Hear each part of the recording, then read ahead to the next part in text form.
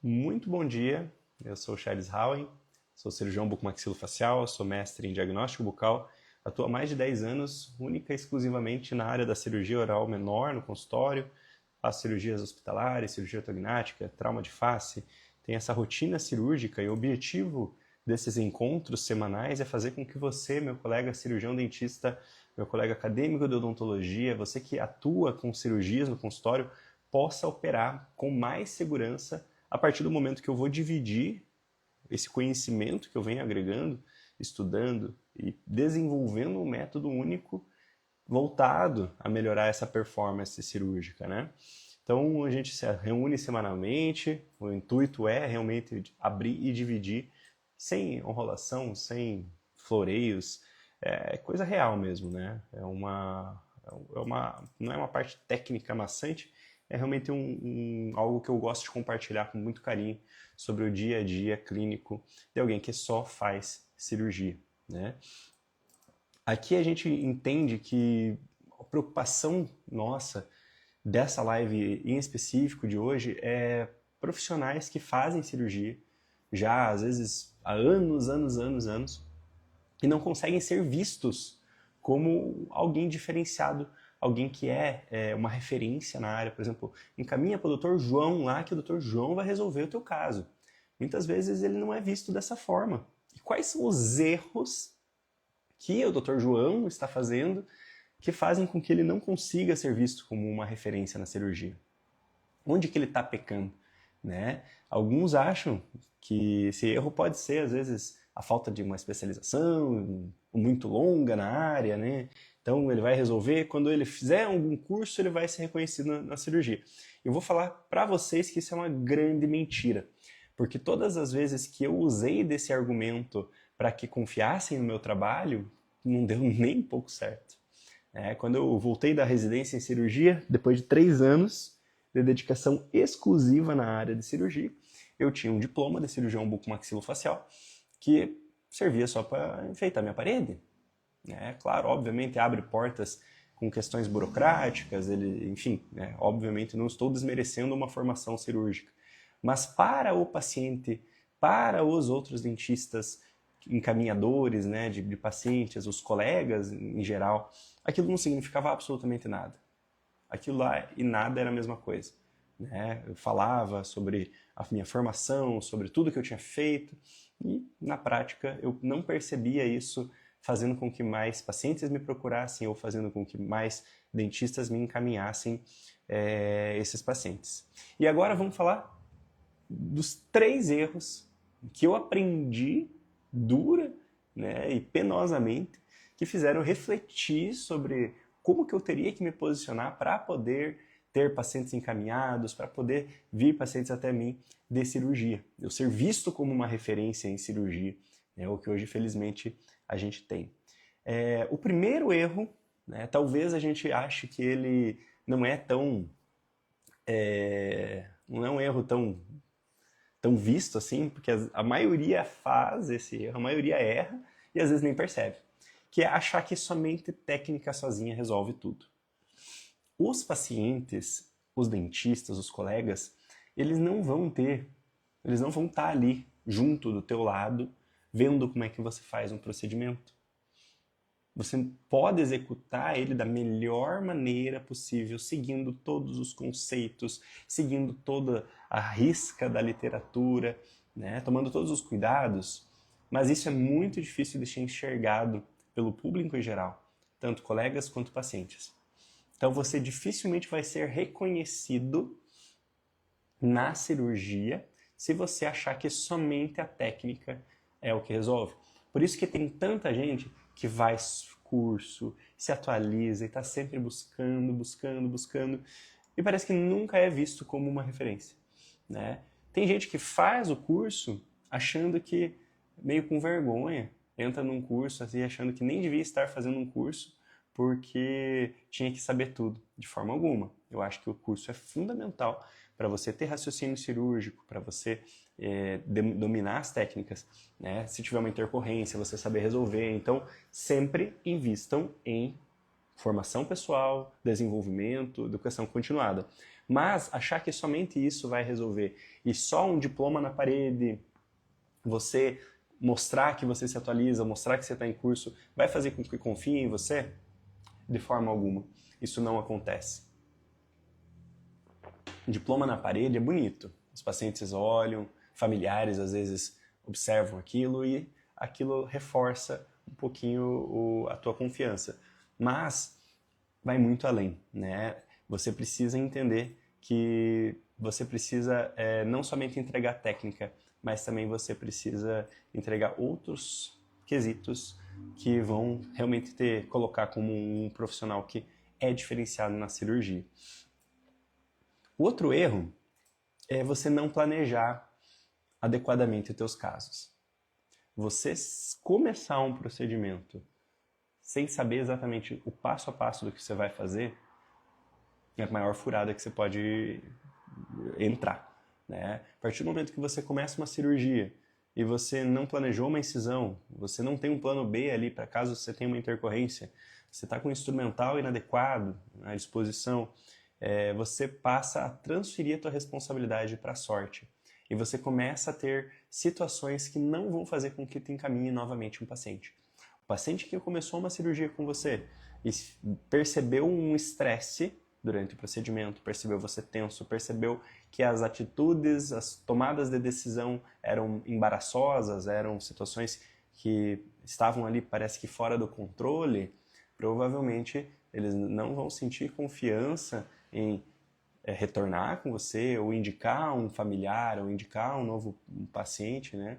E bem como os outros profissionais também, quando observam que essa maneira bagunçada de trabalhar não passa essa credibilidade que você precisa ter para que te vejam como uma referência na área, né? A partir do momento que você vê um exame de imagem e você não tem um passo a passo bem definido de todos os processos que você vai necessitar executar para que você consiga, de fato, concluir aquele procedimento com segurança e entregar para o teu paciente o que você prometeu, você passa a deixar o acaso liderar aí os teus resultados. Então eu acho que é muito importante você entender que a cirurgia começa antes do bisturi, começa antes com um planejamento adequado. Os pacientes que chegam aqui para mim, eu consigo passar para eles toda a jornada, claro, da grande maioria, né, explicando obviamente que pode ter intercorrências, pode ter problemas, mas eu consigo passar para eles a jornada que ele vai traçar desde o começo do procedimento até a recuperação pós-operatória. Então eu antecipo situações. Por exemplo, se eu tenho uma tomografia que mostra que vai ter uma possível parestesia, eu aviso o paciente que vai ter. Ah, mas e se não tiver, eu vou estar assustando o paciente? Não. A ideia não é assustar o paciente. A ideia é você conseguir prever uma situação e aí esse paciente entender que aquilo tudo foi planejado, que você estudou o caso dele, né, de maneira mais pormenorizada, de maneira mais particular, e você conseguiu passar para ele uma situação possível futura, e quando acontece, ele está muito tranquilo. O problema é se você não visualizou isso, você não preveu essa situação, e quando você fala para o paciente depois, acaba se tornando uma desculpa, né? E aquela situação é muito desconfortável para o paciente. Então, sempre estude muitos casos, planeje, e você tem aí um roteiro muito claro de todos os processos que você vai fazer num procedimento, num atendimento, numa rotina de atendimento de um paciente cirúrgico do teu consultório, porque isso é um erro que a maioria comete. Eu já cometi muito, sem nem saber que isso era um erro, e a partir do momento que eu passei a criar essa forma, essa metodologia mais organizada, de ter um passo a passo muito claro, de ter todas as ferramentas na minha mão, de ter plano A, plano B, plano C para situações, acabou que até a gente se sente mais confiante, mais seguro. Então, isso e é bem comum, né, gente? Se alguém se identificar aí e quiser compartilhar a sua história, né, sabe que esse aqui é um espaço aberto para vocês. Estou abrindo um pouquinho do café aqui. O café, às vezes, ele dá uma secada na garganta, então sempre bom ter uma aguinha. Agora, gente, eu vou gastar um tempo aqui, no meu ver, que é o maior erro. Eu guardei o erro 3, porque o erro 3 é um que eu falhei muito. Eu vejo muitos colegas falhando, eu vejo alunos indo procurar cursos de especialização, indo procurar curso de aperfeiçoamento com essa frustração, né? E que é a comunicação fraca, tanto com o paciente quanto com o colega.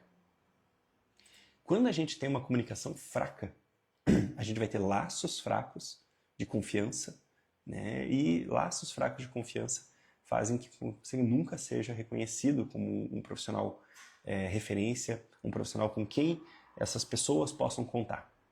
A partir do momento que a gente tem essa comunicação muito clara, uma via aberta, tanto de ida quanto de volta, facilita muito a nossa vida. Porque o paciente ele não confia em quem fala difícil, o paciente não confia em quem não explica olhando nos olhos de uma maneira simples, de forma a que ele consiga realmente entender, né, aquilo. Porque quando o paciente vê muito linguagem técnica, muita pomposidade na fala, ao contrário do que muitos pensam, que o paciente pode ver aquilo como, nossa, esse doutor é muito inteligente, essa doutora entende do que está falando, né? Ela, nossa, olha os termos que ela usa, as falas, provavelmente ela seja muito, muito, muito especializada e eu vou confiar nela. Essa é a ideia que a gente cria. Mas não acontece. Quando o profissional se posiciona com falas difíceis, usando muitos termos técnicos e complicando a situação, o paciente corre. O paciente não se sente confortável para entregar a sua saúde nas mãos desse profissional. Por quê? Porque ele não entendeu o que você falou. Ele não vai falar para você que ele não entendeu. Ele falou, desculpa, doutor, mas o que é, sei lá, deixa eu falar um termo, o que é parestesia? Eu não entendi. Você pode repetir para mim? Né? Eu não sou da área, né? Eu trabalho com finanças e esse termo parestesia me parece pouco familiar. Você poderia repetir, explicar para mim o que é uma parestesia? Não, de forma alguma. O paciente, ele vai ficar quietinho na dele, ele vai ouvir você falar os termos técnicos, vai falar assim, ó, ok, isso mesmo. Aí você vai perguntar se ele entendeu, ele vai falar que sim, porque vai ficar com vergonha de perguntar. E depois ele vai para casa e vai ficar inseguro, ele provavelmente não vai voltar, ou se ele voltar para seu atendimento, ele vai voltar com uma sensação de desconforto, uma sensação de que aquela relação não esteve muito bem, uma ponte não foi traçada ali para que ele tivesse uma confiança, uma via de saber que ele pode contar contigo, que você é um profissional que vai cuidar dele, que vai falar na linguagem dele, né, e vai trazer isso de uma maneira mais confortável, né, um carinho, um lugar onde ele se sente seguro. E com colegas, isso também acontece. Com colegas, às vezes é até pior, né? A relação entre colegas dentistas, isso precisa ser estudado, né? É muito curioso como os dentistas acabam se afastando com o passar dos anos. É muito comum que essas pessoas que conviveram muitas vezes junto na faculdade, viveram as mesmas coisas, passaram pelas mesmas situações, né? Eles têm realidades muito próximas, eles trabalham, eles são profissionais da mesma área, mas às vezes um faz cirurgia, o outro faz, e é necessário que exista uma coisa chamada encaminhamento, referenciamento, né? Porém, a partir do momento que você não tem uma via de comunicação muito clara com o colega dentista, você também não vai ser visto como uma referência, porque a partir do momento que o outro profissional não confia em você, né, ele não sabe se você realmente vai tratar aquele paciente que muitas vezes veio primeiramente para ele de uma maneira ética, de uma maneira humana, e tecnicamente falando, né, vai entregar algo que ele possa compreender o que você está fazendo, ele precisa raciocinar com a tua mente também, ele não vai se sentir seguro em te encaminhar o paciente, né? Então, essa comunicação é muito importante com os cirurgiões dentistas.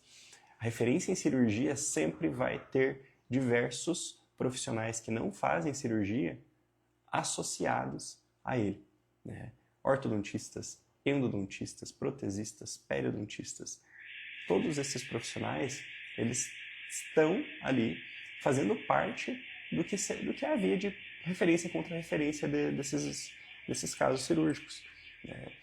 Os dentistas têm que ver você como uma solução para os casos.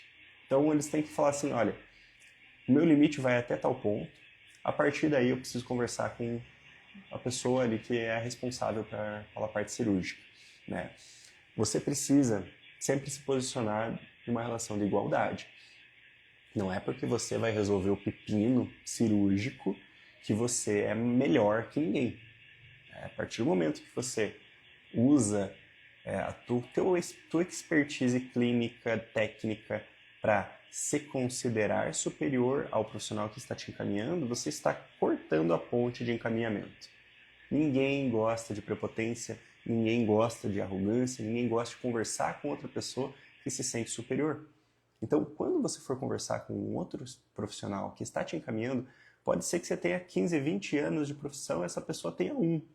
Se a pessoa abriu uma conversa contigo para te encaminhar um paciente que é complexo, conversa com essa pessoa, com esse dentista, explica, mostra o caso, divide a tua opinião, pergunta a opinião dele, se importe em saber o que aquele profissional acha que é importante. Veja se ele entende a tua conduta e se essa conduta faz sentido e vai ajudar de fato ao tratamento que esse profissional já tinha planejado previamente. Isso é ponte, isso é diálogo, isso é conversa, isso faz com que você realmente seja conhecido como uma referência. Você não vai ser referência em nenhuma área se você se considera superior aos outros. Isso é fato, né? Existem gente que às vezes se tornou tão super especializado que muitas vezes as pessoas acabam engolindo, né? Tem que mandar para ele, pelo menos ele resolve. Mas mandam com aquela sensação desgostosa, né? Quando a pessoa ela não é agradável na relação interpessoal. Então, eu acho isso muito importante. Então, eu sempre busco trazer isso para a minha realidade do dia a dia. Eu acho que grande parte do fruto do meu trabalho está nessa relação entre pessoas, né? Na capacidade que a gente tem de conseguir sentar, discutir um caso, conversar e ver se realmente vai entregar algo que vai facilitar a vida tanto do dentista quanto do paciente. E se for bom para todos, a gente vai conseguir executar uma cirurgia tranquila, segura, sem nenhum tipo de problema. Basicamente, são erros que, se a gente refletir, é fácil de cometer, né? Primeiro erro, então, achar que somente a técnica vai resolver. Se eu for bom, se eu tiver uma mão boa, enfim, eu vou conseguir ter sucesso na cirurgia. Não, de forma alguma. O diploma, a técnica por si só, fria, sem aquela soft skill que se fala tanto, né, da capacidade de você enxergar o contexto todo de uma maneira humanizada, ela não resolve. A questão do se tornar um planejador mais acima de um executor também, um erro muito comum, né? Então, achar que você, lá na hora do procedimento, você vai pegar os instrumentais e vai desenrolar e vai resolver, isso é furada. Você precisa focar mais tempo planejando os casos do que executando, né? Eu sempre falo assim, gente, uma cirurgia demora 2 horas, às vezes, 1 hora, mas o tempo que eu levei pensando, organizando, me certificando que tudo estava pronto, às vezes é até maior. Então, esse é o nosso enfoque, geralmente. E focar na comunicação, na humanização, na forma como você trata as pessoas, sempre de igual para igual, nunca de uma maneira superior, porque você é o cara que vai resolver as coisas. Faz com que transmita muito mais segurança, muito mais confiança e realmente goste e confie muito mais no seu trabalho, e assim você sim pode ser visto como uma referência na área. Se você quer ser reconhecido de verdade na cirurgia oral menor, então você tem que sempre ter a humildade de que você está sempre aprendendo. Na cirurgia, nós não sabemos tudo nunca. A gente sempre tem algo a aprender, sempre tem que pensar que a cirurgia ela é imprevisível, podem ocorrer fatos, situações em que às vezes foge do nosso controle e a gente está sempre abrindo a mente para saber como que a gente pode contornar melhor essas situações que fogem do nosso controle. Basicamente, esses são os recados que eu quero trazer para vocês hoje. Gravada, pequena falha de conexão, acredito que eu já voltei. A live vai ficar gravada para quem quiser rever essas informações que eu acredito que são muito importantes. Isso aqui serve para você que quer ter mais confiança na cirurgia oral menor.